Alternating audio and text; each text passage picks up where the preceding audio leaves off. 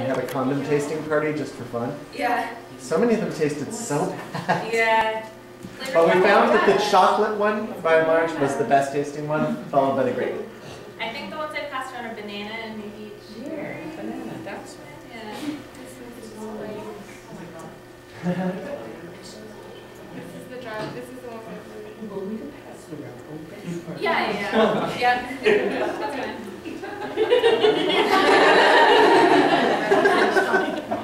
We're not going to sell them afterwards, so.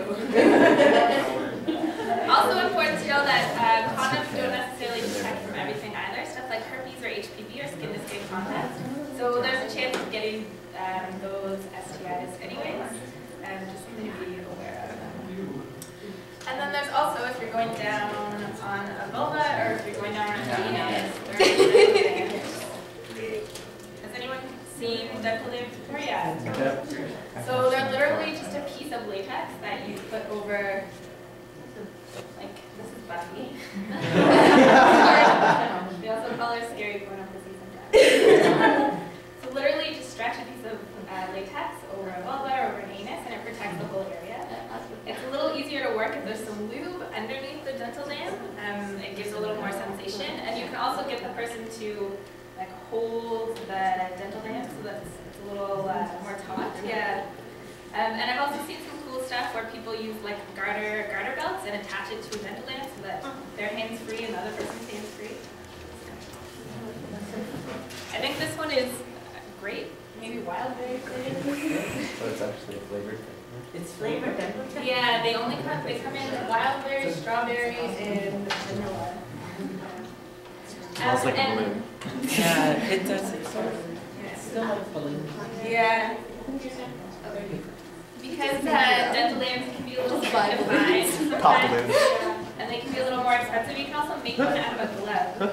So if you just take a latex glove and chop off the fingers, like this, and then chop down the side without the thumb.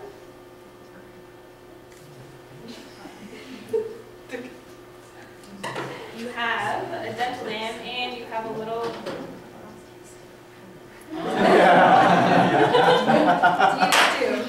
So if you want a little more, if you find that the dental dams don't give as much sensation, you can use a glove and they work. Thank you. I did, yeah. You should probably not put your tongue in.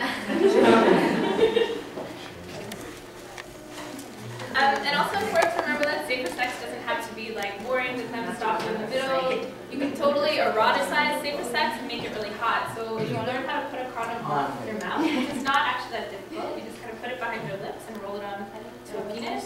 Yeah. You may want to practice on a cucumber or something first. Otherwise, it could be a funny experience. Or you can talk about it and make it really hot so that someone knows, like, if they're getting a condom on, that means they're going to get a blowjob, and that's awesome. Like, what's better than that? So different ways to think about it. And on that note, I'm just going to talk a little bit about communication. So there's three kinds of types of communication that we talk about. The first is like outside the bedroom. When you're not in the moment, you're maybe bringing up something you want to do, something you want to try.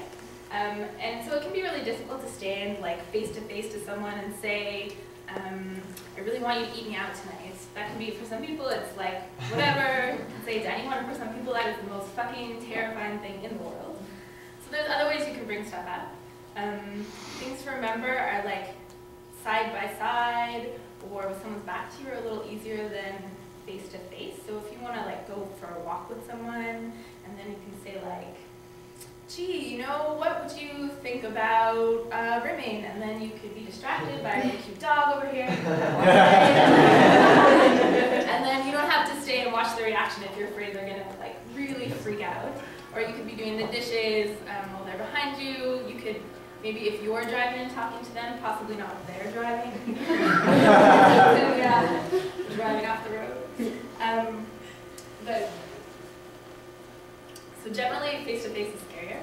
And there's also lots of other ways to bring stuff up that you don't have to sort of, you don't have to be in person, right? So you can text someone and say like, this would be really, really hot if we tried this tonight, and it's not as scary as being face-to-face. As long as you're not accidentally texting your grandmother. It's true. Yeah, be careful. It's not going to get awkward.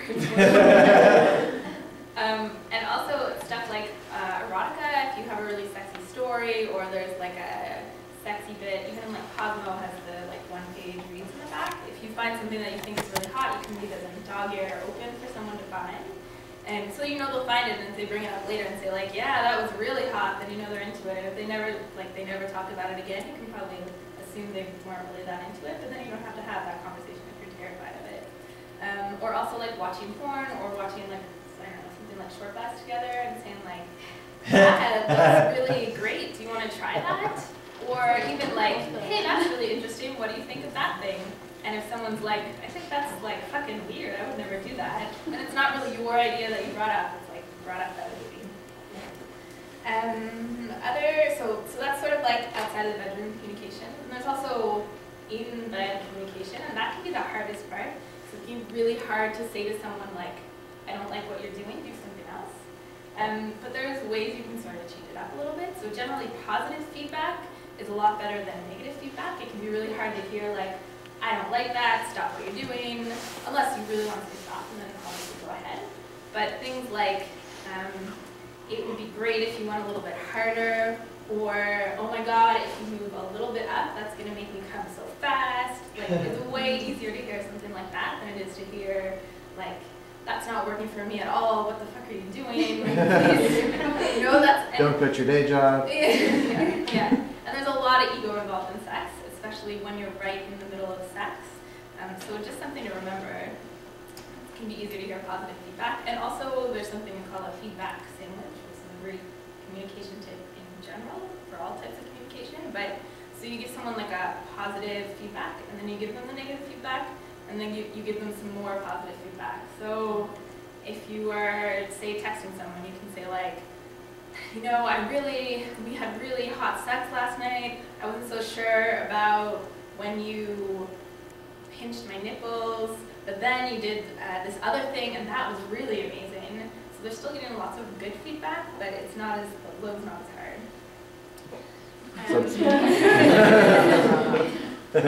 Make a terrible fun. And then there's also nonverbal communication, which we don't talk about very often, and it's hard to give a specific, like, this is nonverbal communication, but just to say that it's important to pay attention to someone's body language. So if they're moving towards you, it probably means what you're doing is really, really good. If their hips are moving to the side, you might want to follow, go like the opposite way. If you're going down on someone, I'm thinking of going down on a vulva, but whatever. Go the opposite way, because you know they probably want it a little to another side. If they're kind of backing away from you, it probably means they're going too hard. So just important to pay attention to stuff like that.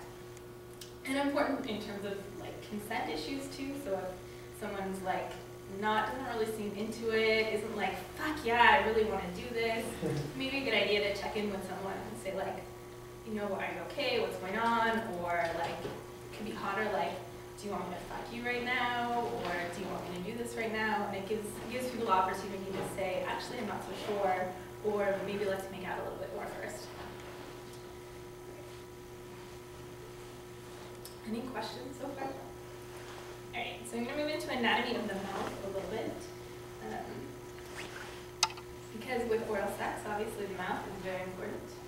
So you have some different parts of the mouth. You have lips.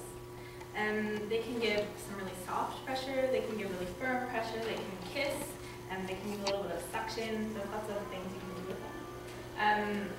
Also, if you're someone with a vulva who's not so crazy about going down on penises, lips can be a good way to think about like transferring sensations.